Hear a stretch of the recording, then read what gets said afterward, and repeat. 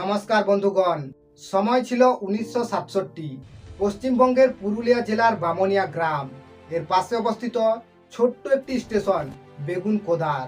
ঘড়িতে প্রায় রাত্রি 9টা। স্টেশন মাস্টার বৈদ্যনাথ সরকার নিজের ডেস্কে বসে নিজের কাজ করছিলেন। আর ঠিক এমন সময় স্টেশন দিয়ে একটি ট্রেন ক্রস করে। আর উনি যখন ট্র্যাকের দিকে তাকান তো এই দৃশ্য দেখার পর উনি আশ্চর্যচকিত হয়ে যান। সাদা কাপড় পরা একজন মহিলাকে ট্রেনের সঙ্গে দৌড়াতে দেখে। আর অনবরত কয়েকদিন ধরে এ ধরনের দৃশ্য দেখার পর উনি গ্রামবাসীদেরকে এই অলৌকিক ঘটনার ব্যাপারে জানান, কিন্তু গ্রামবাসীরা এই বিষয়টিকে অ্যাভয়েড করে দেয়। এরপর বিষয়টি তখন গম্ভীর হয়ে ওঠে যখন কিছুদিন পর স্টেশন মাস্টারের কোয়ার্টার থেকে স্টেশন মাস্টারের মৃতদেহ উদ্ধার হয়।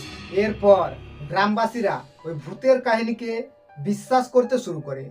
স্টেশন মাস্টারের মৃত্যুর পর যতজন এমপ্লয়িকে ওই স্টেশনে নিয়োগ করা হয় তারা প্রত্যেকেই ওই ভূতকে দেখে থাকে। আর তারা রেল মন্ত্রণালয়কে চিঠি লিখে নিজেদের ট্রান্সফার করিয়ে নেয়।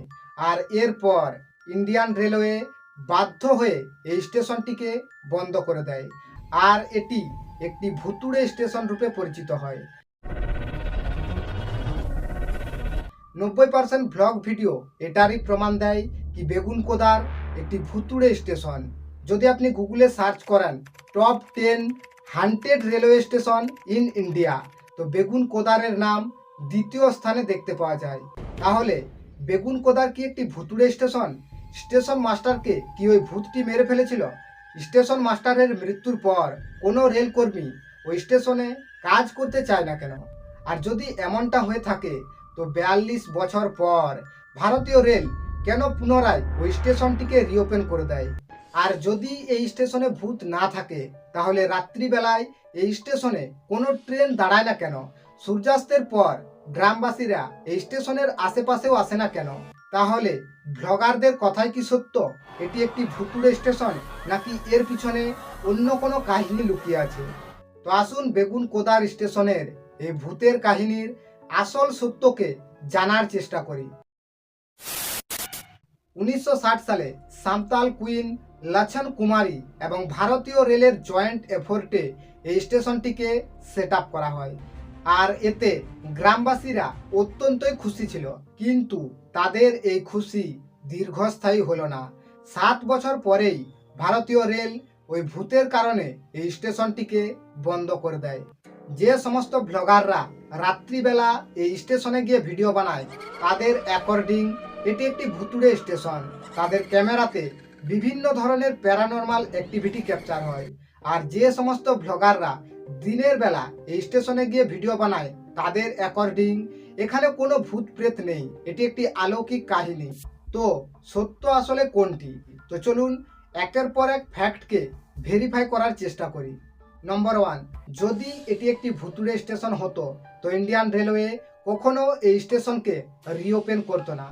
নম্বর 2, বেগুনকোদার স্টেশনে এই প্যারানরমাল অ্যাক্টিভিটির প্রমাণ খোঁজার জন্য পশ্চিমবঙ্গ বিজ্ঞান মঞ্চ পুলিশ প্রোটেকশনের সঙ্গে তাদের টিম নিয়ে বেগুনকোদার স্টেশন পৌঁছায়।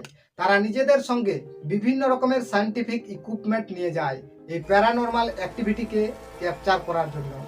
রাত্রি 11টার থেকে পরের দিন সকাল পর্যন্ত তারা ওই স্টেশনেই বসে থাকে, কিন্তু কোনোরূপ কোনো প্যারানরমাল অ্যাক্টিভিটি দেখতে পাওয়া যায় না।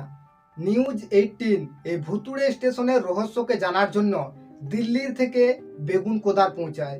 তারা নিজেদের সঙ্গে বিভিন্ন ধরনের electronic device, compass, meter, magnetic field detector, full spectrum camera নিয়ে আসে।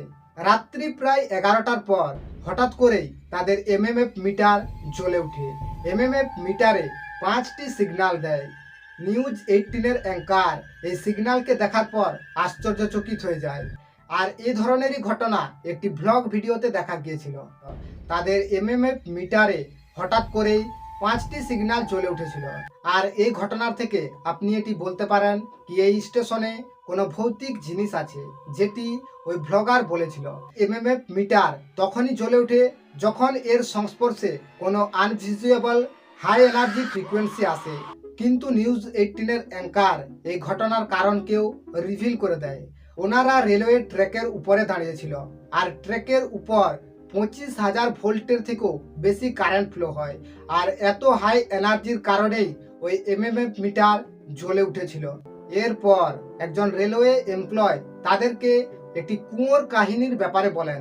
রুমার্স অনুযায়ী ওই ভূতটি ওই কুয়োর থেকেই উঠে আসে আর এরপর নিউজ 18-এর অ্যাঙ্কাররা ওই কুয়োর পাশে গিয়ে 1 ঘন্টা ধরে বসে থাকে, কিন্তু কোনোরূপ কোনো প্যারানরমাল অ্যাক্টিভিটি দেখতে পাওয়া যায় না। যদি এই স্টেশনে ভূত থাকতো তো গ্রামবাসীরা কখনোই রেলওয়েকে চিঠি লিখতো না এই স্টেশনটিকে রিওপেন করে দেওয়ার জন্য, কিন্তু গ্রামবাসীরা 2007 সালে গভর্নমেন্টকে চিঠি লেখে এই স্টেশনটিকে রিওপেন করে দেওয়ার জন্য। আর 2009 সালে যখন মমতা ব্যানার্জি রেলওয়ে মিনিস্টার ছিলেন তো উনি এই স্টেশনটিকে রিওপেন করে দেয়। আর যদি এই স্টেশনে ভূত থাকতো তো গ্রামবাসীরা কোনো না কোনো বড় দুর্ঘটনার সাক্ষী হতো। যে সমস্ত ভ্লগার রাত্রিবেলা এই স্টেশনে ভ্লগ বানাতে যায় তাদের সাথে কোনো না কোনো বড় দুর্ঘটনা ঘটতো, কিন্তু বৈদ্যনাথ সরকারের মৃত্যু ছাড়া কোনোরূপ কোনো সাসপিসিয়াস থিংস সামনে আসে না।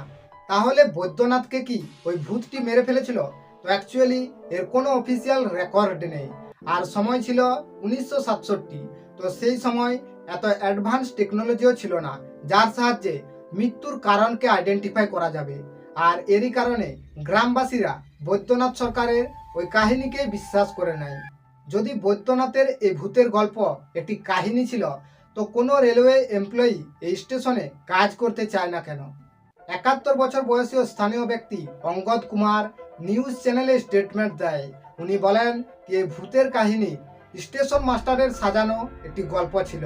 অঙ্গদ কুমারের মেয়ে নিদ্রা কুমার স্টেশন মাস্টারের বড় মেয়ে চায়না সরকারের সঙ্গে সই পাতিয়েছিল আর এরই কারণে অঙ্গদ কুমার মাঝে মধ্যেই স্টেশন মাস্টারের কোয়ার্টারে যেত। স্টেশন মাস্টারের 4 জন মেয়ে ছিল আর তারা বেশিরভাগ সময় ইপটিজিং এর শিকার হতো। আর এরই কারণে স্টেশন মাস্টার এই ভূতের কাহিনী বানিয়েছিল ওই স্টেশন থেকে ট্রান্সফার নিয়ে নেওয়ার জন্য, কিন্তু কোনো কারণবশত কোয়ার্টারের মধ্যেই স্টেশন মাস্টারের মৃত্যু হয়।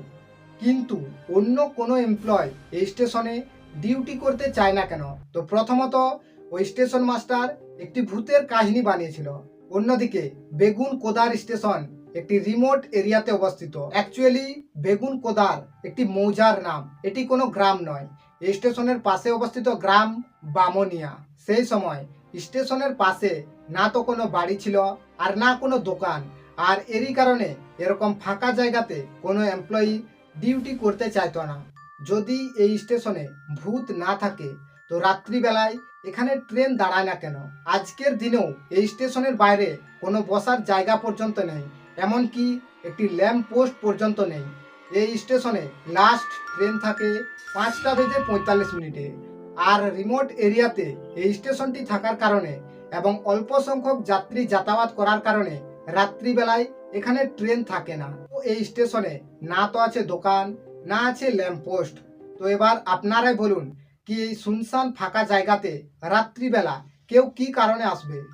এই ভুতুড়ে স্টেশন নিয়ে আপনাদের কি মতামত কমেন্টে অবশ্যই জানাতে পারেন। Thank you so much for watching this video. I wish all of you have a good day.